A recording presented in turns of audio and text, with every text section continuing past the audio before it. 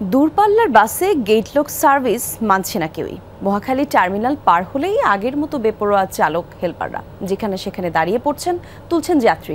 কাকলির পর মালিকপক্ষের নজরদারি না থাকায় হযবরল অবস্থা।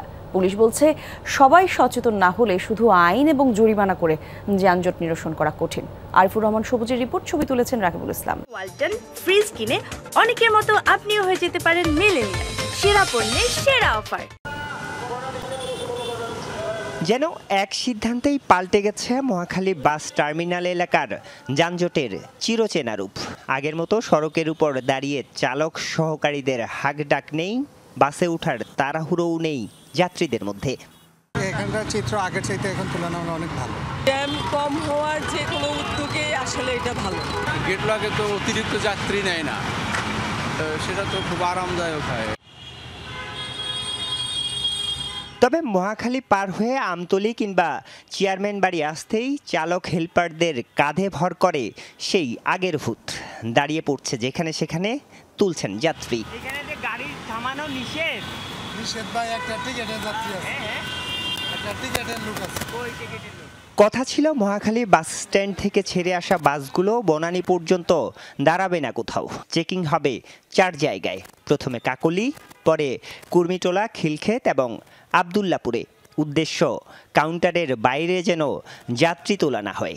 কিন্তু কে শোনে কার কথা? কাকলী পার হতেই তৈরি হয় এমন হযবরল অবস্থা। যারা গাড়ি টাইপ করে এরা তো রাস্তায় একটা লোক পেলেও ডাকতে শুরু করে। এরপর ব্রেক করে দেখলে আমরা 23টা গাড়ি পাইছি, অনিয়ম করছে।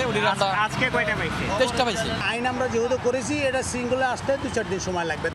মহাখালী বাস টার্মিনাল থেকে প্রতিদিন যাতায়াত করে 47টি রুটের প্রায় 1200 বাস।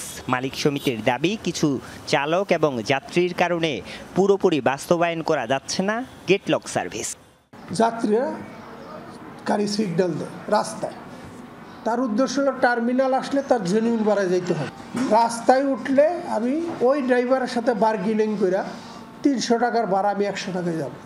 অবশ্যই এ নিয়ে কাজ করে যাচ্ছে পুলিশ। আইন না মানায় মামলা হয়েছে অর্ধশতাধিক গাড়ির বিরুদ্ধে।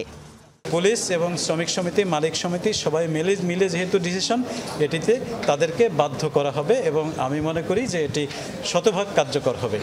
চালকদের বাধ্য করার পাশাপাশি গুরুত্ব দেয়া হচ্ছে যাত্রীদের সচেতনতার উপর। মূলত এই গেটলক সার্ভিস চালু করা হয়েছিল যানজট কমানোর পাশাপাশি সাধারণ মানুষের মধ্যে সচেতনতা তৈরির জন্য। কিন্তু পেছনের এই চিত্রই বলে দেয় সেই সচেতনতা কতটুকু তৈরি হয়েছে মানুষের মধ্যে।